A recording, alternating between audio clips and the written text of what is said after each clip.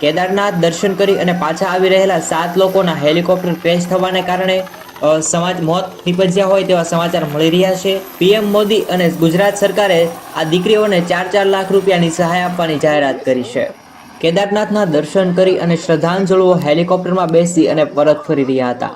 એ સમયે ખરાબ વાતાવરણના કારણે હેલિકોપ્ટર ક્રેશ થઈ ગયું હતું। સમગ્ર સમાચાર આ વિડીયોના માધ્યમથી જણાવીશું। આ દુર્ઘટનામાં 2 પાયલોટ સહિત 5 શ્રદ્ધાંજલિઓના મોત થયા છે, જેમાં ભાવનગરની 3 દીકરીઓ પણ સવાર હતી। ત્યારે બીજી તરફ એક દુઃખદ વાત તો એ પણ સામે આવી છે કે આ હેલિકોપ્ટરમાં ગુજરાતના ભાવનગરની 3 છોકરીઓ પણ સામેલ હતી। શિક્ષણ મંત્રી જીતુ વાઘાણીએ પણ આ ઘટનાને લઈ અને દુઃખ વ્યક્ત કર્યું છે।